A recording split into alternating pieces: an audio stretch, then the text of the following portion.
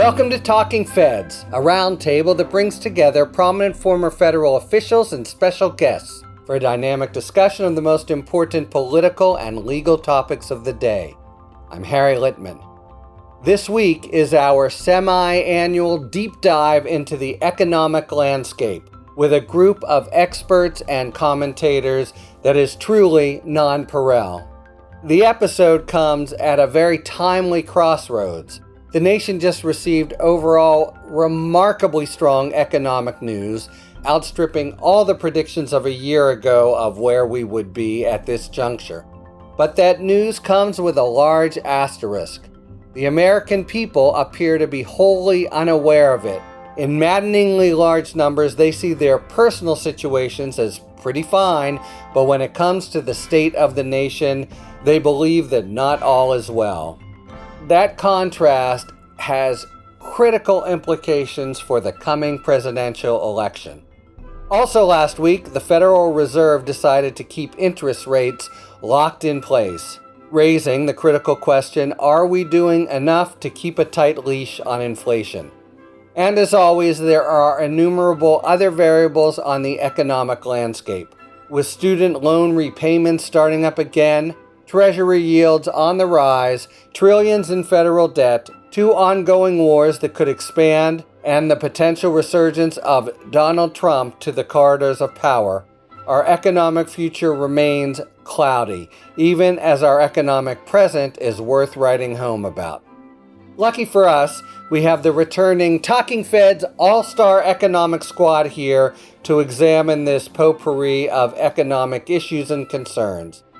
And they are Dean Baker, a senior economist at the Center for Economic and Policy Research, a think tank that produces economic research on U.S. national affairs that he co-founded in 1999. Dean has authored several economics books, including Rigged, How Globalization and the Rules of the Modern Economy Were Structured to Make the Rich Richer. He blogs at Beat the Press. Welcome back, Dean Baker. Thanks for having me on. Paul Krugman, a New York Times opinion columnist where he's been writing about economics since the year 2000. He is a distinguished professor in the Graduate Center of Economics at the City University of New York and professor emeritus at the Princeton School of Public and International Affairs, where we overlapped for like a week and a half. In 2008, Paul won the Nobel Prize in Economic Sciences for his contributions to new trade theory and new economic geography. He has authored or edited, this is breathtaking, 27 books and more than 200 papers in professional journals. Thanks, as always, for joining, Paul Krugman. Hi there. And Stephanie Ruhle, a senior business analyst at NBC News, and to my mind, the sharpest economics analyst on all of cable TV. She's the host of the 11th Hour on MSNBC, which airs weekdays at 11 p.m. She previously was managing editor and anchor for Bloomberg Television and editor-at-large for Bloomberg News. And before that, she spent 14 years in the finance industry. She is active in women's leadership development, co-chairing Women on Wall Street. A pleasure, as always, to welcome you back to Talking Feds. Thanks for being here, Stephanie Ruhle. Thanks for having me. Great to see you guys. Thanks to everyone for this repeat semi-annual episode. So, look, let's begin at the top line of economic news. The U.S. economy expanded at a barnstorming annual rate of 4.9% in the third quarter, at the same time as inflation remained stable near the Fed's 2% target. Just how remarkable are those benchmarks? Just in the abstract, how sensational a performance for the economy is that? I'd say it's incredible. I mean, these are sorts of numbers thrown there, the low unemployment rate. If anyone had said this a year and a half ago, that we'd have this sort of growth, we'd have 3.8% unemployment, we'll get another number tomorrow, my guess down, and inflation, to my view, pretty much under control, people would have said, you're just being crazy optimist. And, a new number this morning, 4.7% productivity growth for the third quarter. These are hugely erratic, so don't go to town with that, but that's an incredible number. So we're just seeing a lot of really great news that I would have been embarrassed to say these things a year and a half ago because people would just thought it was crazy. Yeah, I mean, a year ago, Bloomberg said there was 100% likelihood of a recession by October. And here we are, no recession. How did we pull it off? 100% ain't what it used to be. That's so true. But here's the problem. Uh-oh. You're gonna dump on it before we've even registered it. No, I'm not going to dump on anything about the economy because in a vacuum, it's extraordinary. And when you think about where we came from and what most economists predicted, again, tremendous win. Here's the unfortunate disconnect. Talk to people about how they feel about the economy. And this is something I have a lot of sympathy for the administration on. How do you convince people? How do you tell people, don't you remember it was going to be much worse than this? Don't you remember inflation was worse a year and a half ago? All those things are true. But the fact of the matter is, inflation has slowed, but the price of things, the price of the everyday goods you're buying for the most part isn't going down.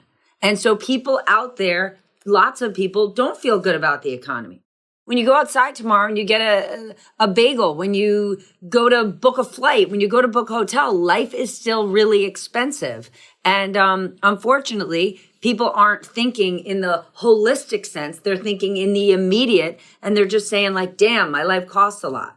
And that's an unfortunate thing that the administration has to solve for because, I mean, look at what a great moment this is for labor. Look at the auto workers potentially getting this deal done. Like this is maybe the best moment we've seen for labor in decades. Yet you talk to the average person out there and they're not feeling as good about the economy as the data is. I think you may be giving people a little bit too much credit. There's a fair bit of evidence that, yeah, it is true that prices are high, but wages are way up also. We're no longer in a state where real wages have been doing badly. And there's quite a lot of evidence that people are feeling pretty good about their personal situation. This is not just, the abstract numbers like GDP look good. People asked to assess how are you doing financially are pretty favorable. People are spending. Discretionary spending is high. The flights are full. Midtown Manhattan is annoyingly full of tourists. So there's a very strong aspect of I'm okay, but things are lousy. And that's a really, really hard thing to solve. And here's the thing, though. People are out there spending, but while they're spending, they're complaining about the prices, right? One of the things that'll get prices to go down is if people say, I'm not paying $20 for that burger, but instead we're still going to that restaurant. The restaurant's full. We're paying that price for the burger and that restaurant's not going to lower their price. So why should they? But people have that yucky sentiment of, I can't believe how much dinner just cost. In terms of how people think versus, the data, hard data, I'll just say, the stuff that the statistical agencies give us. One of the things that really got me, because obviously we're all struggling with the same thing, where inflation's down, but people are still complaining, this and that. But I saw the survey, and I'm sorry, I can't remember exactly what the source was, but it was a credible source. I'm not repeating something I got from a guy in a street corner. And they asked a question like, is unemployment low or high? Again, that's not the exact wording, and half the people said unemployment's very high. No, I saw that same survey. Roughly half the population thinks that unemployment is near a 50-year high. Why do they think that? And what gets me is this is something they could know, and we have data. Obviously, they have jobs, but people are quitting their jobs. So they quit their jobs, their friends quit their jobs, their relatives. They wouldn't be doing that if they thought it was hard to get jobs. This is what just gets me because, prices, I don't know, my grocery store can do anything. But if people are quitting their jobs with the expectation they'll get another job and they're getting the other job, they must know that it's not hard to get a job.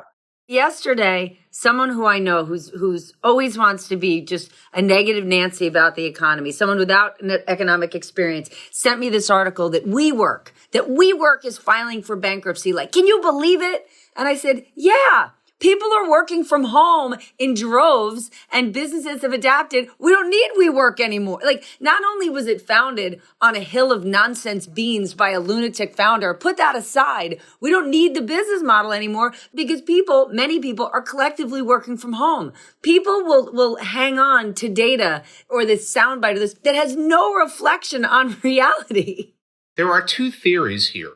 One of them is that people's inflation horizon is a lot longer than anything that economists look at, that people think about prices relative to what they were 3 or 4 years ago.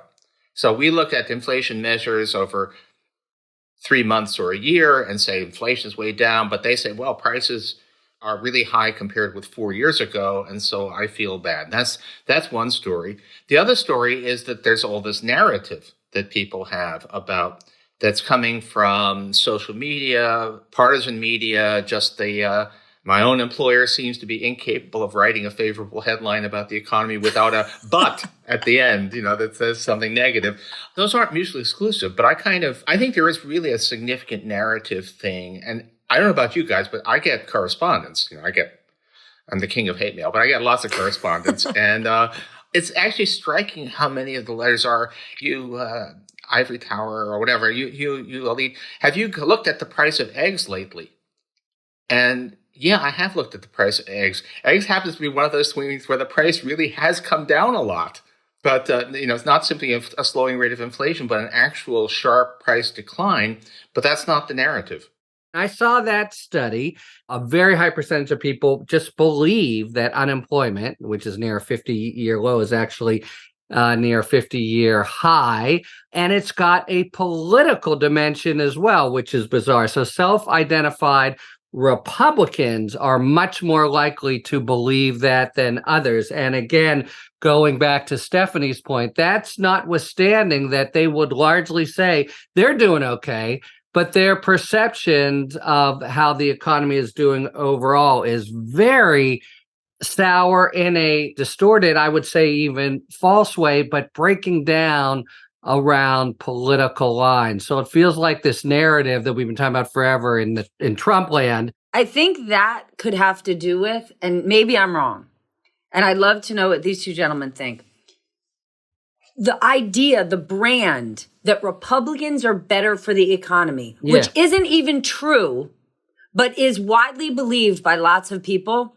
There are loads of formerly traditional Republicans who are desperately relying on that narrative to be true for lots of apolitical voters who don't pay attention to particular things. But there are powerful Republicans that desperately need people to believe this. Like, listen, all lawmakers are bad news. They're all self-serving, but it's Republican. None of them do anything that are good. No lawmaker is going to help you, but it's Republicans that are good for the economy. So I actually think that there are Republicans who, more than any other narrative around policy, are desperate to keep this narrative alive that Democrats just spend way too much and they're lousy for the economy. And it's the Republicans who are fiscally responsible. And they need this narrative to be true to all of those voters out there who aren't paying attention to lots of noise, because besides that... And you think it's working? I do. I think it's not as much as they'd like it to be working, but I think it's really important to them. I think it has worked. And, again, there's a lot of polling data that show this. I mean, one of the ones that was really striking to me was that, and again, I'm sorry, I can't remember the exact numbers here, but most people thought that Obama raised the budget deficit. And of course, the budget deficit fell hugely under Obama, which, that sort of led me to believe, okay, at least from a political standpoint, there's no reason to worry about the deficit because they're going to think the Democrats made it bigger anyhow. So that really is seriously entrenched. And again, I don't think the deficit is a big deal, but obviously a lot of people do. And you couldn't really ask someone to do more than Obama did in terms of getting it down, and he got zero credit for it. This is just very deeply ingrained. But yeah, again, more generally, when has the economy done well?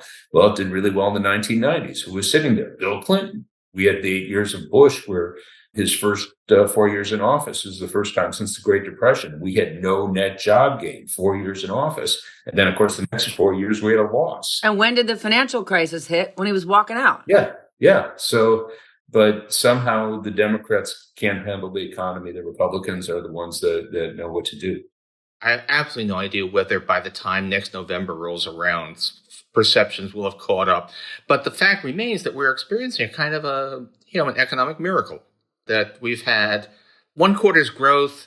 There are bounce quarters all the time. That happens. But what we've seen, which is inflation just falling off a cliff with no price in higher unemployment, no price in terms of slower growth, that's not just incredibly good news. It should really change our narrative about what we think that the last few years were all about.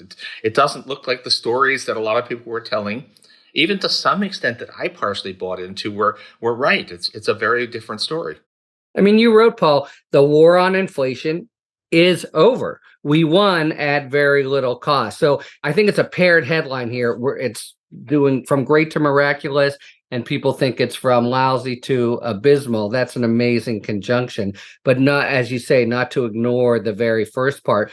And I just wanted, Stephanie, you point out that things that people are buying, with the exception of eggs, themselves seems expensive, but this is more comprehensive than that. So you would think if Biden would get credit anywhere, it would be in terms of infrastructure and bringing manufacturing jobs back to America. Even there, he's at lower than 50%. It feels as if maybe it's part of a broader flaw with polling now in general, but there's just a kind of sourness in the electorate that you wonder whether you have to sort of disregard the standard metrics of polling as gauges of what people are really going to do politically.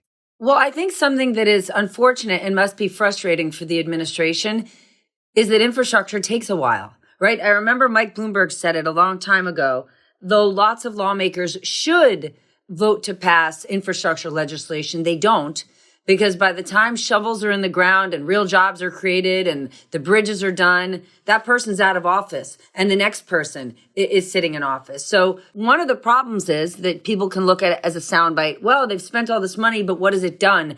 And we're not seeing it yet. And you hope for the president that you start to see more of that action within the next 12 or 18 months. I mean, you're not going to see huge developments, but some. Well, I wanted to put it in context because in the bulk of my commentating life, when I'm a guest with Stephanie, talking about the real stakes of the sort of false narrative that Trump and supporters are propounding, let's just think about it for economics. Let's say that Trump actually wins. What would that basically mean for U.S. economic policy? I think we have a sense of what Biden's economic thumbprint is now. Do we have a sense of what Trump's economic thumbprint, if anything, would be? Look at what the GOP just proposed to tie to Israel funding. Maybe one of the most ridiculous proposals I've seen. The new proposal is, if for us to give this money to Israel, we're going to take money from the IRS. And specifically, the place where they want to take it from the IRS is money that is designated to going after the wealthiest tax evaders. So the commissioner of the IRS came out yesterday. It was basically like, are you bleeping kidding me? This will be a loss for us. This will cost the American people money. So what will Trump's economic policies be? Remember the corporate tax cut. The tax cut was so big, it was bigger than most CEOs asked for. Do you remember back then, Jamie Dimon from JP Morgan was like, oh my gosh, we didn't even ask for a cut this big. So most likely we're going to see him go through extraordinary measures to cut taxes and make things easier for the super wealthy. And maybe the biggest fear is if Trump ends up being Putin friendly and doesn't do all the extraordinary things that Biden has done to keep NATO together and cohesive, if Putin advances and we're not supporting Ukraine, it will cost us so much more money and resources than what we're doing now. I was just going to say, the one proposal Trump's put on the table, he wants a 10% tariff on all imports. So don't know whether it means a 10% additional tariff. I don't know if he knows, or, that everything will be taxed at least 10%. That would be less drastic because we already do have tariffs on a number of things, certainly against China. But that's a huge tax on middle-income people. So he's going to have a huge tax increase on middle-income people and lower income too, I should say, and then offset it with tax cuts for corporations. I don't know. That's like the most classic Trump thing ever that he'll say to Trump rally as everyone's going, yeah, let's get that. Let's just make it all in the USA, ignoring everything everyone's wearing and everything that they bought. Like, it's just absurd. It's totally disconnected from reality. Let me pivot because of what you brought up, Stephanie. New York Times has a big piece about the economic effects that we're now dealing unusually with two major regional wars, each of which has the potential for breaking wider. So the New York Times has, a pretty alarmist headline about the fragile world economy and the way the Middle East war could threaten it. How big a concern should the two wars be, again, in economic terms? What would be the impact of the global instability, even if it worsens, on the domestic economic landscape? I mean, the Israel-Gaza thing is absolutely horrifying. It's at many levels. I cannot convince myself that the economic stakes of that one are all that large. Yeah. It's unlikely to provoke anything like the 73 Arab oil embargo. And even if it did, the world is a lot less dependent on Middle Eastern oil than it was then. So that one doesn't worry me so much. The Russia-Ukraine thing, the economic consequences have mostly already happened. Cut off of natural gas supply to Europe, which they've weathered.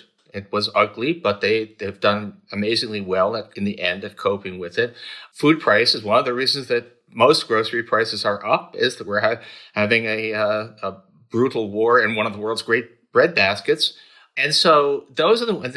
The war that isn't happening is the one that terrifies me, which is Taiwan. If that one happens, then we're talking about an absolutely strategic center. Many of the world's semiconductors, which are in turn crucial to everything, that one would be a nightmare. But this seems like kind of a late date to be worrying about the economic impact of the wars we currently have. Yeah, I'd be inclined to agree with that. Wheat prices are actually lower than they were before the invasion. So it's kind of striking that however much more we might be paying for our bread, it's not because we're paying a lot for the wheat. And obviously Israel, Gaza, you can't look at that. Not think it's an absolutely horrible, horrible situation, but the economic impact.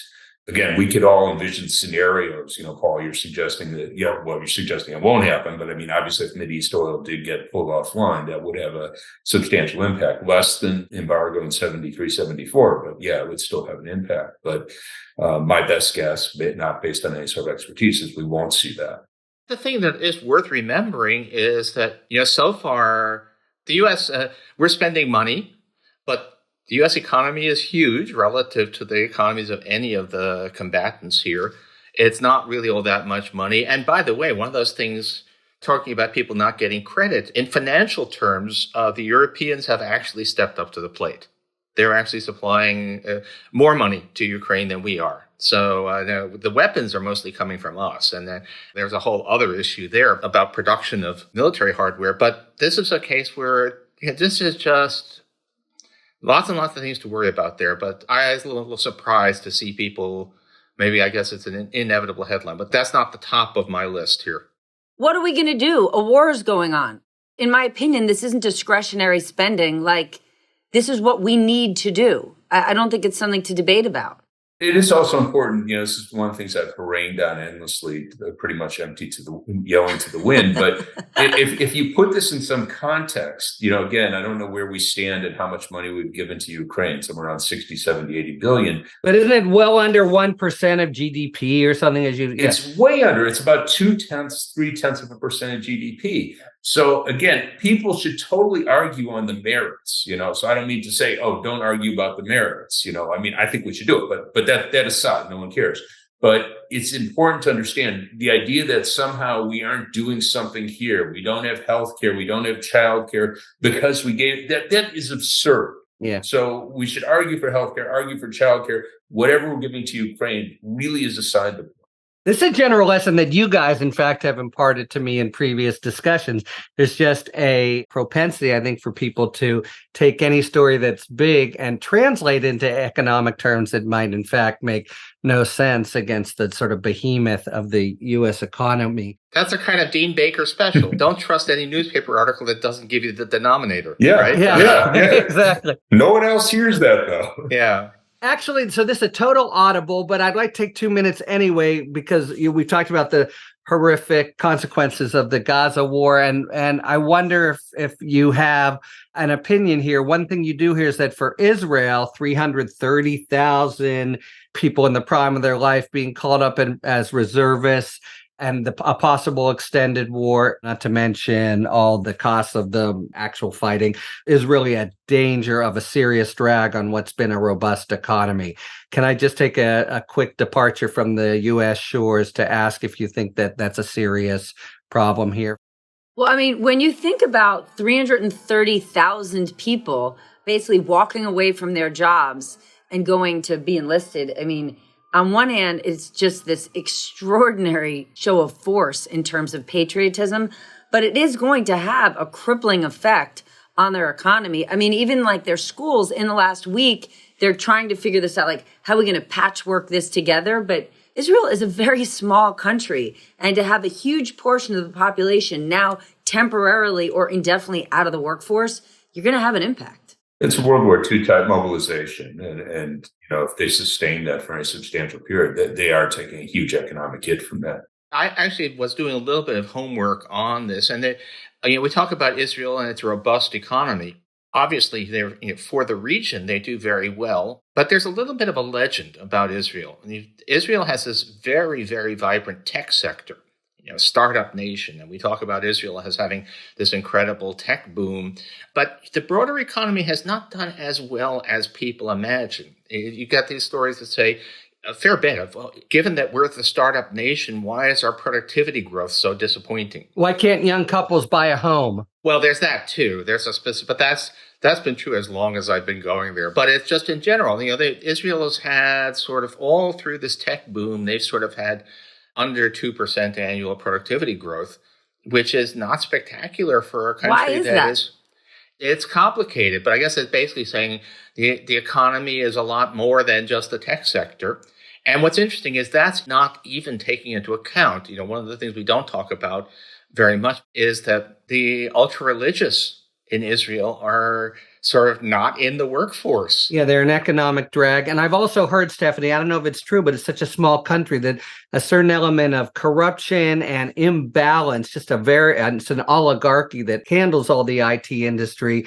And that itself in a small country can lead to real distortions that are a drag on growth. I don't know if it's true, but it's one of the theories you hear bandied about. Modern societies have enormous ability to mobilize and be resilient. Again, we talk about World War II level mobilization. Well, we did that. And all of the combatants in World War II managed to spend 40-50% of GDP on the military year after year. So presumably they will survive, at least in terms of the economic impact, but it is going to be very serious. Okay, so shifting back to the domestic sector and a sort of more a generalized question about these factors that we're just talking about that people proffer as having a big economic impact, but maybe ignorantly or not really understanding. Just as I was preparing for this episode, I was really struck with the sort of potpourri factors that people out there are pointing to as trouble on the horizon. And I just wanted to put them out there in a list and ask if any of them, has purchased with you, or you think which on the list is not like the others, if any. The student loan repayments, the possible government shutdown, the concern with the workforce shortage as a result of the aging of baby boomers, soaring bond yields, the UAW strike now resolved, that the Barbie film and Taylor Swift no longer pumping up the economy and driving American prosperity. Anything worth paying close attention to there. I don't mean to be too dismissive, but it strikes me as a list not prepared by people of economic sophistication. I wonder what people of economic sophistication make of the items on it. Let me take the student loan debt repayment just so I could easily dismiss this. I've been seeing these stories like, oh my God, people are going to have to start repaying student loans, could be a big hit. The New York Fed, I was very happy to see this. They did a little study looking at consumers' expectations, part of the regular surveys, and they asked people, are you going to have to start repaying their loans? How's that going to affect your spending? And it turned out almost zero. The number of people, first off, it's overestimated because a lot of people were paying. They had private loans that they never had moratorium. But the other thing is that you have a wide range of programs, and Biden doesn't get credit for this. That he made the income-driven repayment plan much more generous. So, I don't know how many times I suppose it's usually on Twitter, someone says, "Oh, I work at Starbucks and I can't afford it." Well, you shouldn't have to pay anything. It really is a very generous program. So long and short, the New York Feds put the hit to consumption at less than 0.1% of GDP. And that looks to me right. Again, we don't know the exact number, but that is not one we have to worry about. I agree with that. And I think it gets overplayed. Like, whether or not we should have student debt forgiveness is a debate that you can put over here in this category for another time. But this notion that it's going to be crippling to the economy when people have to start paying back their student loans, I don't know why that would be. Before COVID, they were paying their student loans. Unemployment is where it is exceptionally low. Wages are up. Why would we think that repaying student loans was going to just have this tremendous blow? I don't even understand the math behind it. Yeah. And of course, we can pass a special act of Congress to force Taylor Swift to keep touring. So that's exactly. Do you think we need a law for that? I don't know. I didn't think she could get any higher. Let me be clear. I don't think she's ever going to stop touring. I just went to her movie, and all the movie is the concert, but you're sitting in a movie theater. There's not even behind the scenes. There's not behind the stage there. What's happening? There's not even a dialogue. Yeah, and your point? You spend all that money to go to the concert, and now you just go to the theater and they hustle you into buying the Taylor Swift commemorative jumbo popcorn and jumbo drink. It's the most brilliant hustle ever. She's not stopping touring. She's brilliant. Sad to say, we really do need a denominator here. We need a denominator. Despite the incredible size and success, and I wish her all the best, it's really just not a big deal for the US economy. Even Taylor. Even Taylor Swift. The one that's in there that worries me, but it's a complicated worry because I basically don't think I understand it, is the bond yields. Mm-hmm. Bond yields are extremely high. I don't at least think that I fully understand why. And they so far haven't dented the economy. And there's the one story is that we've just discovered that our star is a lot higher than we thought it was. And so interest rates are going to stay high permanently, but the economy will cope. The other is that something is going to break and that we're just looking at lags. And I have absolutely no idea which of those is the right story. And so the bond yields does make me nervous because we're in so many uncharted territories that I don't know where, but this is, again, uncharted territory. I don't begin to understand it, but I think it's already, as I am, affecting people's portfolios. Yeah, I was going to pick that one on your list too as the one that bothers me. And I think there are concrete things. Again, could I ask you, Dean, lay out what we're talking about? Yeah, so we saw this huge jump in long-term rates. First and foremost, long-term bonds have been around 3.6, 3.7. Someone, again, they obviously jump around day to day.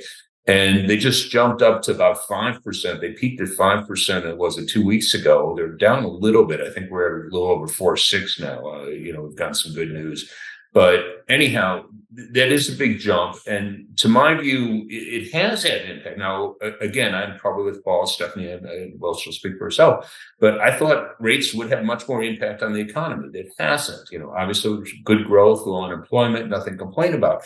But on the other hand, there are concrete effects here. So the housing market, we're still seeing construction. New starts are down, but we're still seeing very good construction. Long story there, but that was the supply chain problems. But existing home sales are down almost 40%. And people talk about this as a lock-in effect. You have all these people that have a 3% mortgage. They might like to move, but if they move somewhere, they know they're going to get a 7, or even we had mortgage rates, I think they hit 8% last week. So that's a real disincentive to move. And that's not something we need for the macro economy, but this is, I had an exchange with someone. What are things that aren't measured in GDP? Well, I'd like to live over there, but I'm living over here. Well, that's not measured in GDP, but I'm not living where I want to, so I'm in the wrong city, or I have a big house, I'm in a small, whatever it might be. So that's a real negative, a real unfortunate part. The other aspects, I do think we are seeing some of the classic kind of crowding out of investment, not so much that's hurting the economy in the short term, but there's stories, again, someone might have good data on this, that you have like innovative firms can't get capital. So, the venture capital, that's really dwindled. And also, I just saw, and again, how much this had to do with interest rates, I can't say, but this Danish firm that's a world leader in building offshore windmills, they just canceled two big projects. There are lots of things there, but interest rates were a factor. So I worry that we are going to see a price. And there is also an issue of financial fragility, more of the Silicon Valley Bank type thing. I'm not predicting that, but obviously when you have a lot of people, a lot of banks where they've made commitments, they're holding long-term debt that's lost 10, 15% of its value. Probably there are other institutions that are, we'll just say, vulnerable. Again, will they collapse? Will that be a big thing? My guess, no, but it is something that is worth worrying about. But Dean, don't you find frustrating, like this housing argument, that yes, it is, given where rates are, there's tons of people that want to buy a home. It's too expensive to do so. But go back in time a year ago, everybody was screaming and yelling that they couldn't buy a home because prices were through the roof and every house was getting bid up because rates were so low, right? And you had private equity firms buying up swaths of home because rates were so low. So it's kind of like the media is so determined to write scaremongering stories that it was like, now it's like, oh my gosh, you want to sell your home and there's just no buyers out there because nobody can afford these rates. And 6 months ago, it was, you want to buy a home and you can't do it because rates are so low, everybody's bidding them up. So it's like, which one do you want? Yeah, I mean, one of the things that's striking, and the New York Times said the exact opposite. I got really pissed at them, and they were trying to defend what they were saying because they had some survey. We have data from the Census Bureau, which I tend to trust. There was actually a big increase in homeownership among young people from 2019 to 2022, also for Blacks, also for Hispanics, people with income below the median. All that's right in the census data. Now, that's since gone a little bit the other way in the last couple of quarters, last 2 or 3 quarters. But we actually had a good story in the housing market. So I don't want to exaggerate this, but still, you do have a lot of people that would be looking to move. And, again, so it just, if we're saying, what am I worried about? Well, I'd love to see the mortgage rate fall back from, whatever, 7.5%, wherever we are today, to something like 5.5%. I mean, it's not going to get back to 3%. And I wouldn't want the economic environment where it would get back to 3%, because that would probably mean we're in another recession. But if you can knock that down, say 1.5, 2 points, I think that'd be a great thing. Mm-hmm. Probably worth saying, and this is not so much worries me about the economy as that if you ask why did rates go up so much, we don't have very good stories about that. And the Fed has a model of the term premium, which is supposedly the part that is not expectations about future Fed policy, but is in fact some kind of risk something or other. And their model says that most of the rise is a rise in the term premium. But I have actually spent a couple of totally unproductive hours reading through that model, and I don't understand a damn thing. And so I think at some level, we don't know what the hell is going on here. I think that's the third time this episode that Paul Krugman has said he doesn't understand it. And if he doesn't understand it, there's no hope for the rest of us.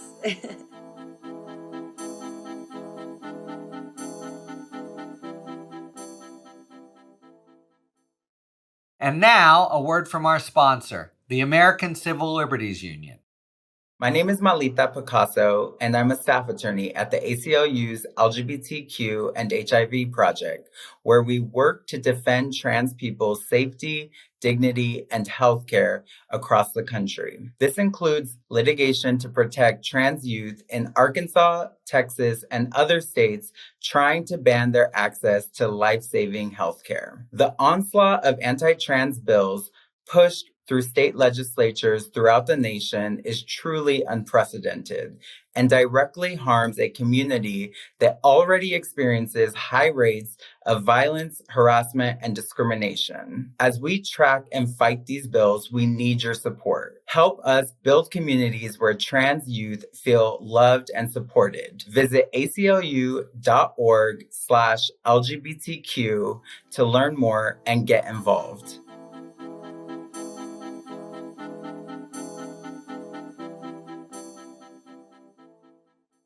All right, it is now time for a spirited debate brought to you by our sponsor, Total Wine and More.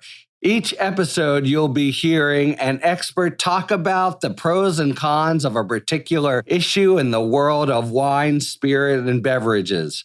Thank you, Harry. In today's spirited debate, we pop into the beer aisle for a closer look at the two main types of beers, ales versus lagers.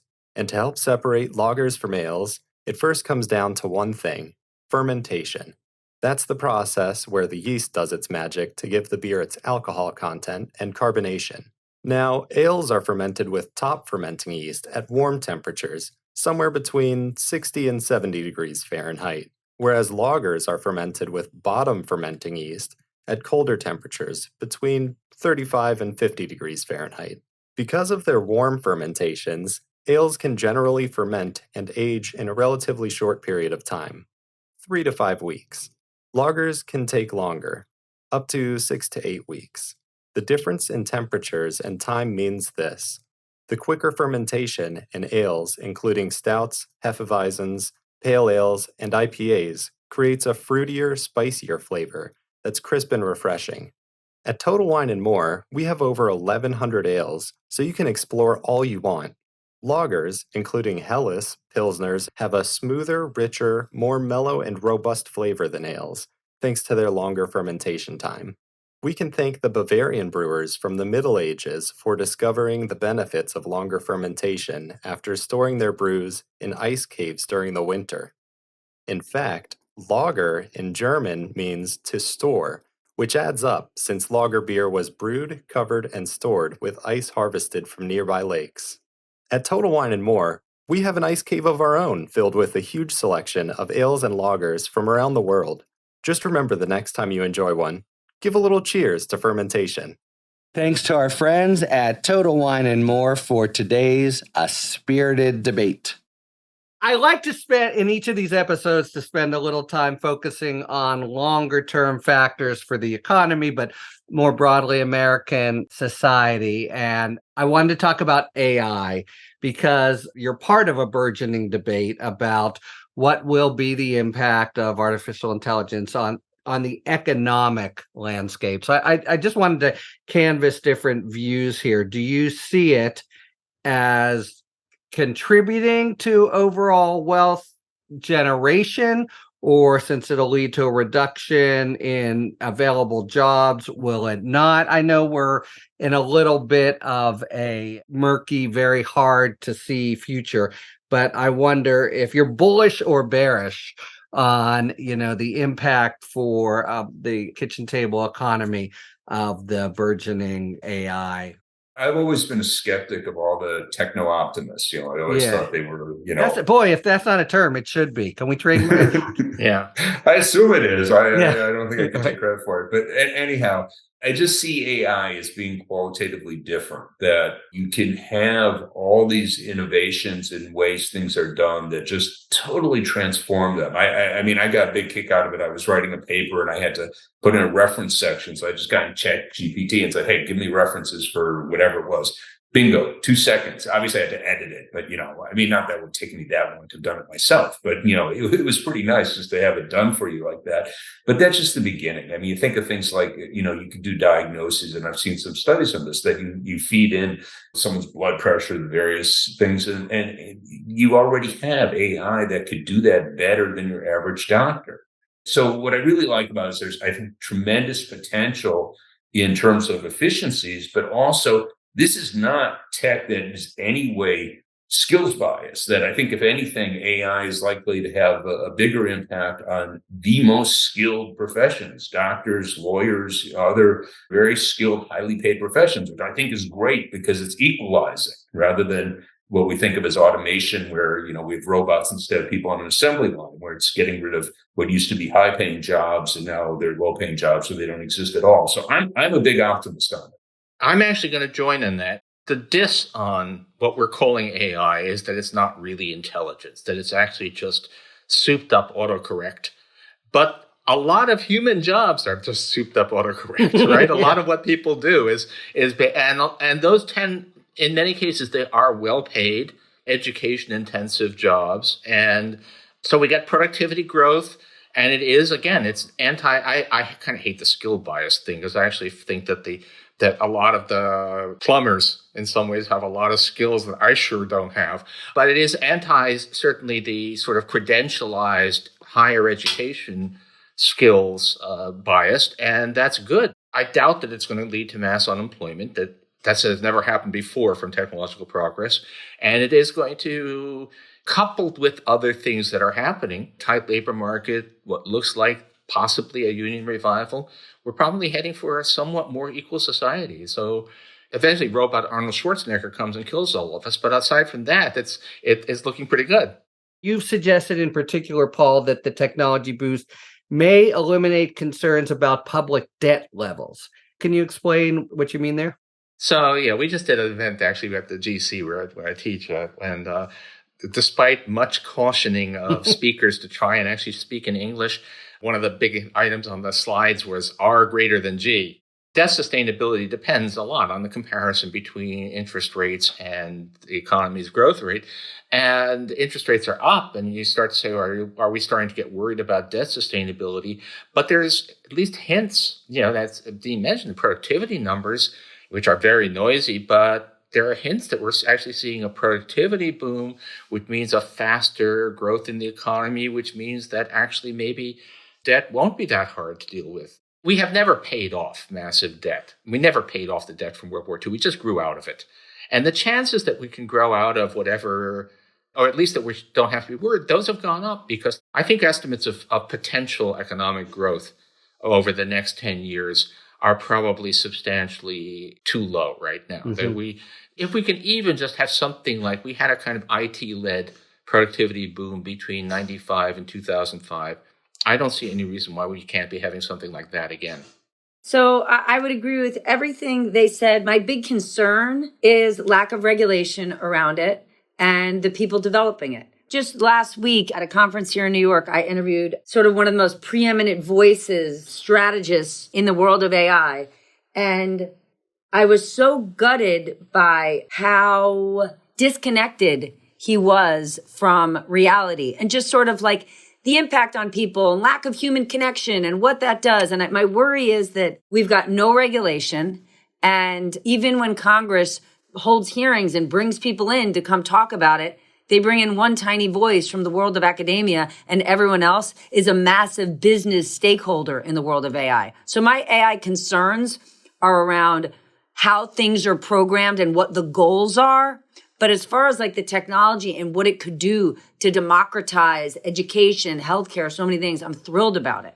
Totally agree with Stephanie. But again, this is place Biden deserves credit, because he just came out this week with executive orders on regulating AI. Now, I've not read through it. I've read other people write about it. They're serious. I'll just say that. Are they perfect? I'm sure not. But he's out there putting something on the table, which was, to my view, a really great thing. 100%. If you think back, it was really, when I think back to sort of the Obama administration, all of those social media giants, it's as though the White House front door was open and Sheryl Sandberg and Mark Zuckerberg could cartwheel in, right? Those are the days when we were like, what is Sheryl going to be? Treasury Secretary, President, or God? The worship of that industry, with no one in power having any concerns of the impact of those companies. I absolutely agree. I think it was really, though I don't know the details on it yet, the fact that Washington at least is appearing to take AI much more seriously than we have at all around social media is encouraging. All right, teeny little note on the autocorrect most jobs. It's already the case, even the primitive AI can score on the 75th percentile on the bar exam. Let's close with your thoughts about a topic. I think all three of you, but certainly Dean and Paul, have made a signature concern of your career, namely inequality, completely separate from how the economy as a whole is doing, the disparate results for rich and poor, and especially for very rich and very poor, and especially for very, very rich. How are we doing as a country in the last several years? Where do you see that part of economic policy and just life going in the United States? Well, we've made great progress in the last few years. Again, this is a problem that we've had for the last half century, so you don't get rid of half a century of problems in 3 years. But things are going very much in the right direction for now. So the low unemployment's had, this tremendous effect in boosting wages at the bottom. Great work from Ren Dubé, David Otter, and I'm sorry, I can't remember the first name of the person who grew, the third author, I'm sorry, that, but they've definitely benefited from the tight labor market. And then this revitalization of the union movement has just, we saw the UAW get great pay increases. Apparently, Toyota's looking out to match them exactly, but they have to pay their workers more. They're now trying to organize Tesla. Good luck with that. I mean, seriously, good luck with that. I mean, it will be a hard effort. Yeah. And of course, we had the UPS strike and no strike. I mean, settlement. Great. They didn't have to go on strike. Got great settlement. So a lot of things going in the right direction. We have a long way to go, but this has just been great to see. Yeah, and just to say something about one of the lessons that I learned along the line is the decline of labor, the decline of unions in America was, not ordained by technology and globalization. It had a lot to do with the political environment, and it's particularly starting with Patco and Reagan, this political hostility to organized labor and labor in general. And now, well, we just had, for the first time in history, the President of the United States joining a picket line. That's a pretty powerful signal. And then we have this UAW victory. Lots of things can happen. The world 2 years from now could be a really terrible place in a lot of ways. But right now, there's a lot of good news on this front. You wrote an op-ed actually in the Times recently about how the UAW resolution could point the way toward shared prosperity. Ms. Ruhle, last word to you on this? Listen, I think we're making progress. I mean, even the fact that we're addressing and putting actual budget dollars behind making affordable childcare in this country is tremendous. Like, I will always say the thing that worries me most, or that I wish we would address in a more impactful way, is education in this country. Right? If we had stronger education, better primary education for all Americans, right? The greatest chance of economic mobility, in my opinion, is through education, which then translates to opportunity. I do think we're in a better situation than we were even a few years ago. Are the super rich getting even super richer? They are, but that's a global thing. It's not domestic. And I think we're doing things to address it. I do. Nothing is perfect. And people who are absolutists, who demand more, I think they should give Joe Biden a lot more credit for what he's done, because those who say, I can't believe he hasn't done enough, like when I hear people, go after him that like student debt hasn't been completely absolved, like he hasn't stood up to what he promised to do. He's done a whole hell of a lot. And if what he has done isn't enough, what do you think you're going to get if you elect a Republican? None. Much of the things that you like that he's done will go away, and worse. And so I think we're making progress. We are out of time in what's been another great and illuminating discussion of the economic landscape. Thank you very much to Stephanie, Paul, and Dean, and thank you very much, listeners, for tuning in to Talking Feds. If you like what you've heard, please tell a friend to subscribe to us on Apple Podcasts or wherever they get their podcasts, and please take a moment to rate and review this podcast. You can also subscribe to us on YouTube, where we are posting full episodes, talking books, and bonus video content, as well as daily explanations by me of important developments in the news. You can follow us on Twitter at Talking Feds Pod, and you can look to see our latest offerings on Patreon. Talking Feds is a completely independent production, so if you like the work we do and are inclined to support the show, joining our Patreon is the best way to do it. Submit your questions to questions@talkingfeds.com, whether they're for Talking 5 or general questions about the inner workings of the legal system for our sidebar segments. Thanks for tuning in, and don't worry, as long as you need answers, the Feds will keep talking. Talking Feds is produced by Mal Meliez, associate producer Catherine Devine, sound engineering by Matt McCardle. Our research producer is Zeke Reed. Rosie Dawn Griffin and David Lieberman are our contributing writers, and production assistance by Meredith McCabe, Akshaj Turbailu, and Emma Maynard. Our endless gratitude, as always, to the amazing Philip Glass, who graciously lets us use his music. Talking Feds is a production of Delito LLC. I'm Harry Littman. Talk to you later.